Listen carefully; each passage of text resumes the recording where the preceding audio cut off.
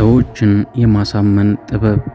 በየቀኑ ከሌሎች ሰዎች ጋር በምንገናኝበት ጊዜ ሐሳባችንን፣ ፍላጎታችንን ወይም እምነታችንን ለማሳመን እንሞክራለን።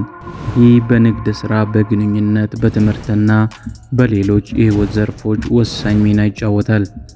ታዲያ እንዴት አሳማኝ ተናጋሪ መሆን እንችላለን?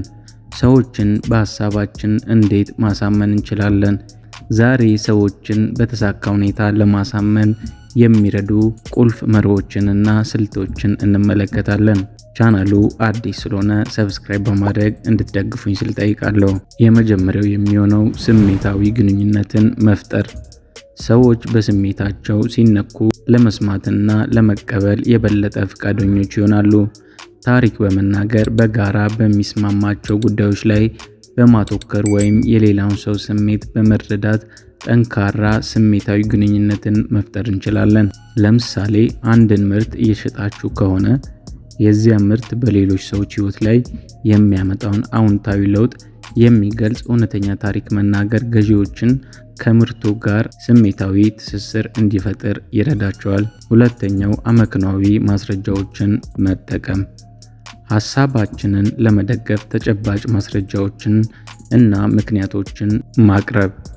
ሶስተኛው የጋራ መግባባትን መፈለግ ነው። የምንስማማባቸውን ነጥቦች መፈለግና በዚያ ላይ መገንባት። ልዩነቶቻችንን ከማጉላት ይልቅ በጋራ የሚጠቅሙ ጉዳዮችን ማተኮር። አራተኛው የሚሆነው በራስ መተማመንና ግልጽነት። ሐሳባችንን በግልጽና በልበ ሙሉነት መግለጽ። የምንናገረው ነገር ላይ እምነት ሲኖረን ሌሎችን የማሳመን እድላችን ሰፊ ይሆናል። የመጨረሻውና አምስተኛው ማዳመጥና ጥያቄዎችን መጠየቅ። የሌላውን ሰው አመለካከት በጥንቃቄ ማዳመጥና ሐሳባቸውን ለመረዳት ጥያቄዎችን መጠየቅ።